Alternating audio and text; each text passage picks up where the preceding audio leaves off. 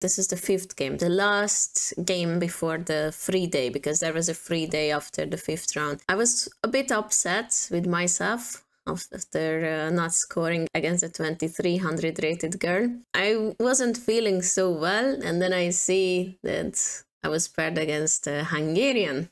It's not great. We joked with each other before the round that we traveled so much just to play against each other. I don't like to play against people I know. I know Zsuzsi, my opponent. Since I was a child, we played on Hungarian Youth Chess Championships against each other. Sometimes she won, sometimes I won. Our last result before this was on the Hungarian Women Chess Championship in 2022, where I made a mindless sacrifice and I lost. So that was also there, like, oh no, I'm playing against someone who I know, and I lost against her in the last game, and I lost in the previous game against the 2300 because of one stupid blunder. I was also black. That was another thing. I was super nervous. Like previously I had the motivation, I was happy to play, I was ready to beat people, and in this 5th round I was like, oh boy. She played d4. Good old King's Indian defense, knight f6, c4, g6, knight c3, bishop g7. These are normal moves until now. e4, d6. d6 is a must in the King's Indian to not allow this e5 pawn push, right? That's why we don't castle first. Bishop e2. I castled, and then she played bishop g5. This is something I prepared against and anticipated. So I knew how to react. It's c5. She played d5, h6, bishop e3, everything is under control, and I played e6. She played queen d2. I expected her to take here, and then I recapture with the bishop. And yes, I have a weak pawn here, but very often I will play queen a5, pin the knight, have some threats here. I'm bombing the b2. I have some counterplay here for the weak pawn. Plus, it's not so easy to touch it. But no, she doesn't capture. She played queen d2. And again, I messed up the line because, again, I studied it in the morning. The move here, as I learned later, I have to capture here first. And then depending on how white reacts, I will form my plan accordingly. I immediately realized my mistake. I didn't want to spend too much time on it. I thought, okay, let's save time. There is nothing to think about. Let's play queen a5. And you see, every time when I try to push myself against time trouble, I mess up. So queen a5, and here she also thought. Probably she realized that there are some problems here, and she played h3. I captured. I realized I should have captured earlier. I played king h7. I need to defend the h6 pawn because, by the way, that's hanging. She continued the development. And now I remember that there is also rook e8, bishop f5, knight e4 kind of plans when there are no e-pawns. But guess what? Right now that won't work because my queen is misplaced. Whenever I manage to play bishop f5, rook e8, knight e4, she will be just able to capture. My queen is hanging on a5, and if I capture the queen, then the knight will capture back, and I'm suddenly a piece down. But I remember there is another idea. Going bank a gambit style, play a6, b5, and attack here.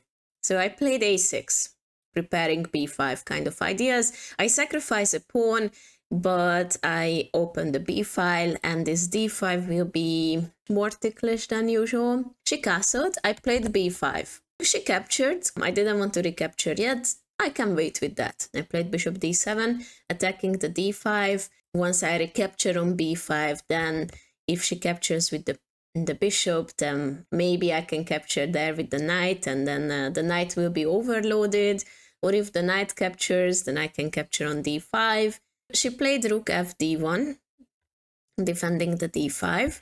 So I played rook d8, defending this d6 in advance. So once I capture, I will have less trouble with this d6 because she can touch this pawn, you know, with bishop f4, knight b5 once I capture there. So I wanted to be prepared for that. And now she played a4, and now the engine doesn't like it anymore. I played knight bd7, of course, trying to get out with my horsey.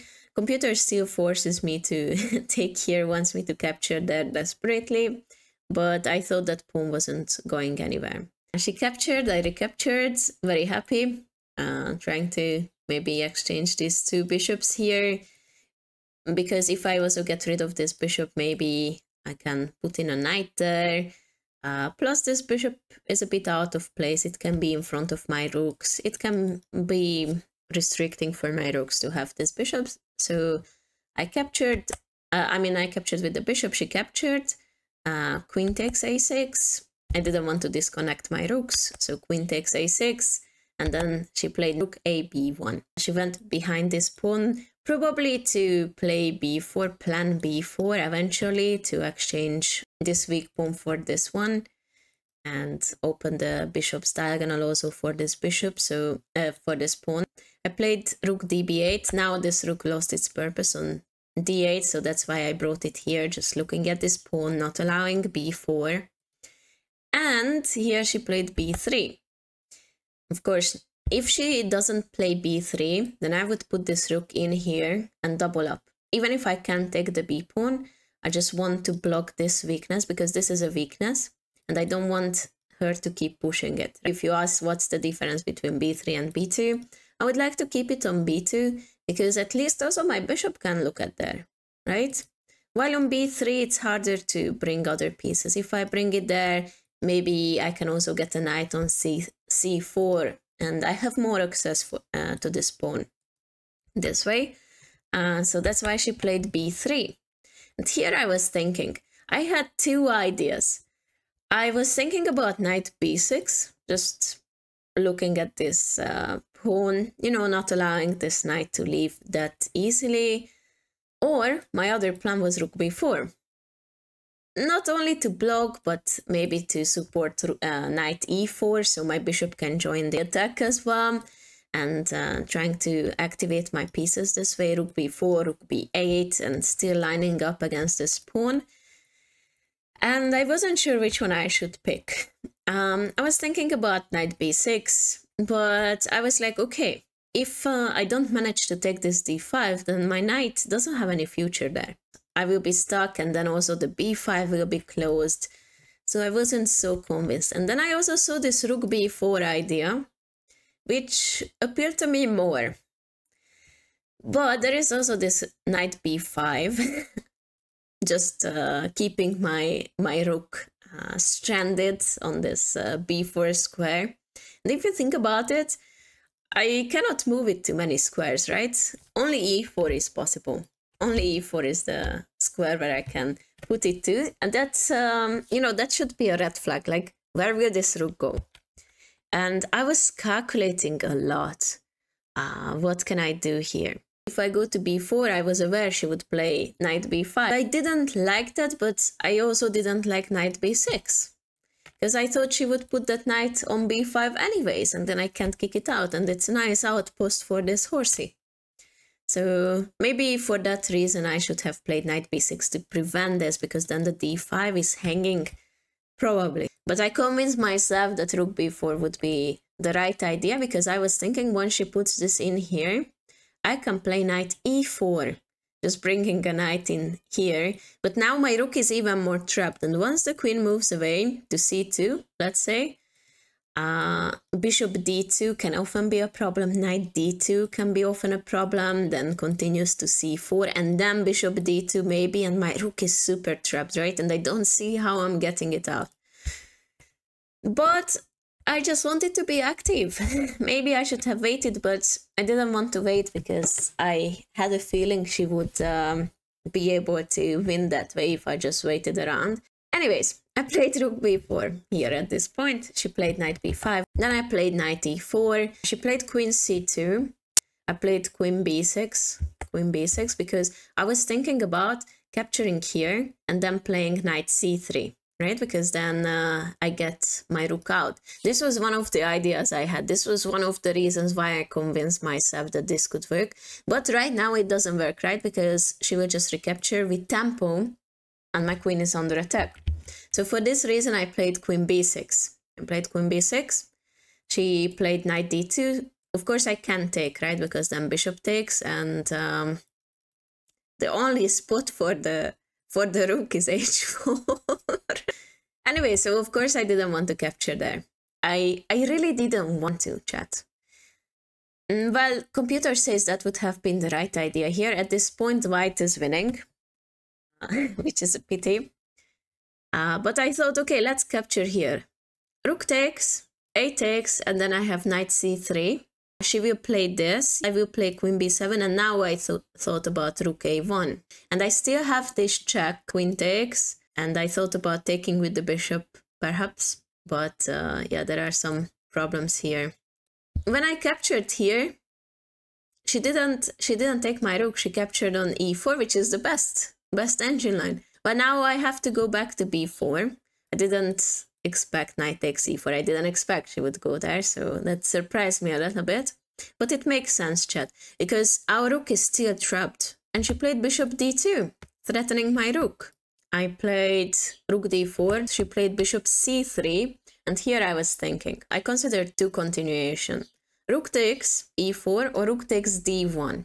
Now if I capture here, queen takes, bishop takes, now this is not that bad after all, right? Because I want two minor pieces. Of course she would capture here first, and I have to move my rook now, but at least my rook is free.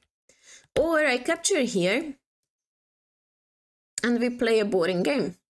I didn't want to play a boring game where I probably lose because my pieces are terrible, right? And I am a pawn down, let's not forget.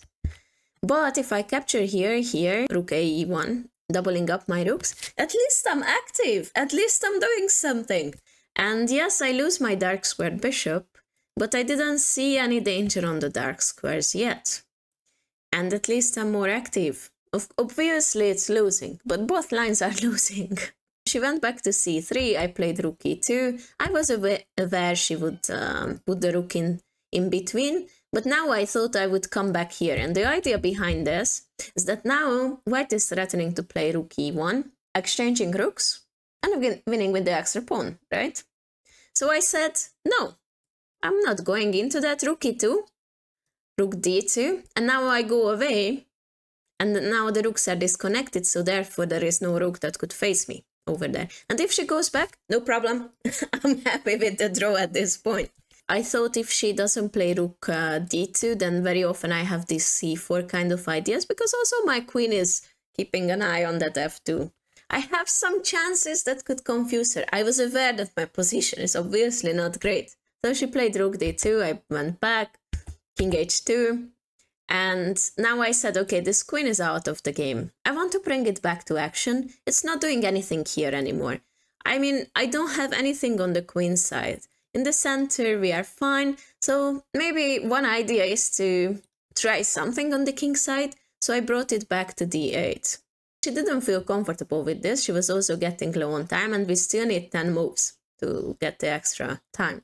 So she played queen d3. Best idea for her would have been a5 and just not caring about anything, because my plan wasn't really that scary, engine says. But right, the engine doesn't have feelings. Yeah, so she played queen d3, I played queen e7, just tripling up. Again, I was low on time, I wasn't sure what I should play. I didn't want to come here, because, which was my original plan, or to g5, because let's say I go here, but then there is queen g3. And now my d6 and queen is hanging. And of course, engine says, I'll exchange the queens, that's the best idea here. Yes, but if I exchange the queens, then I have no game. So obviously I didn't want to exchange queens, but I also didn't want to lose time. So why not go to e7 immediately without the queen being on g3? So she played rook dd1. Again, maybe trying to face me there, exchanging a couple of rooks. Again, I don't have time. So I wanted to cause chaos, because I knew I wasn't great. I have to scare her somehow. Computer says again, queen h4 is the best idea, but I'm losing. So there is no best idea here. I have to pick the practical chances.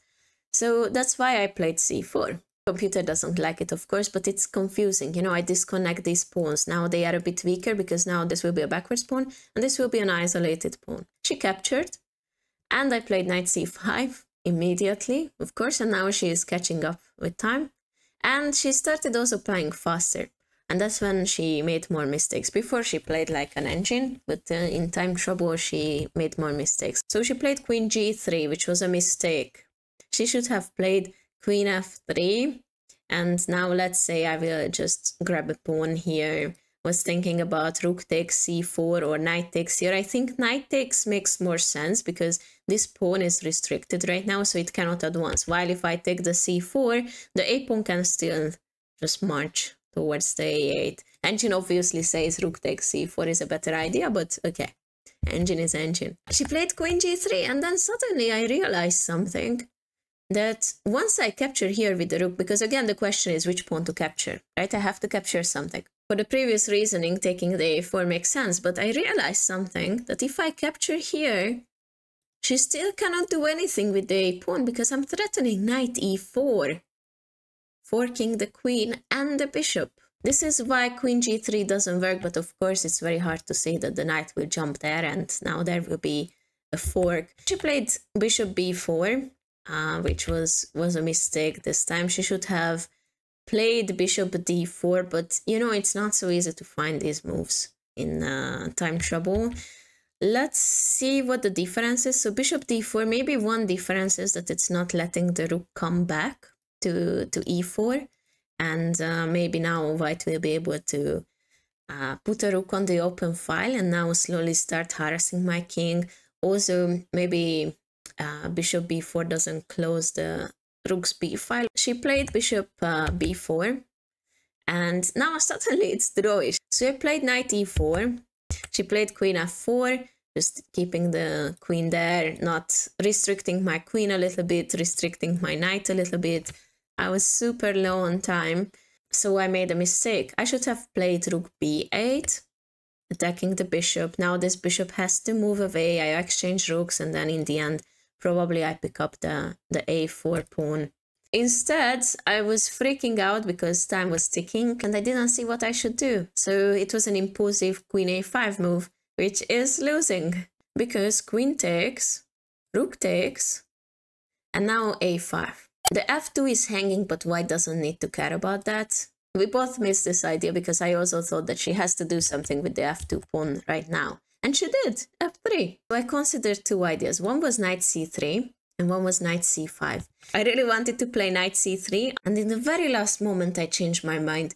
And for the best, because knight c3 is losing. She played a5. I played rook e2 without thinking, just doubling up on the second file. She captured, which was also a mistake. She shouldn't have captured. Computer says she should have kept going with this, and if knight takes, then she picks up this, and now there is a d pawn instead of an a pawn, which makes sense because it's behind, there is a rook behind it, right? Instead of a6, well, I don't take it with the knight, but I play rook c2, and I harass my opponent's king. So she captured instead. I captured. I was happy at this point. I said, okay, I'm going to survive this, finally. She played rook a1, just of course coming behind the pawn makes a lot of sense. I, without thinking, went to c2. She played rook g1, and here I said, okay, rook a2. I'm just not allowing you to advance with this pawn, because you could ask, okay, what happens after a6? White can still push it and I can't do anything. But there is a little tactic here. Rook takes g2. And now if the king goes there, then that's obviously GG, so white has to capture. But now I captured the rook. I'm behind the pawn. I am pawn up right at this point, right? Although there is rook c2, rook takes, and there is rook c6, which will be interesting here. Once I played rook a2, she captured, and here she offered draw. You know, mentally, I was done. I finally know I won't lose against her because I was so scared in the beginning. I think I can call myself scared and nervous before this game. When she offered the draw, I knew that probably I have better chances at this point because I will take this, I will pick up this, and my king will be able to reach d5 better, and I will be able to get the d5 pawn, and the engine says it's a lovely position for me. And probably I could have pushed it more because now I am the only one who can win, but mentally I was done. I knew continuing is the right decision, but there was not one cell in my body that wanted to continue. So shame on me, but I accepted the draw. After this, there was a free day, and I was so happy there was a free day. You have no idea.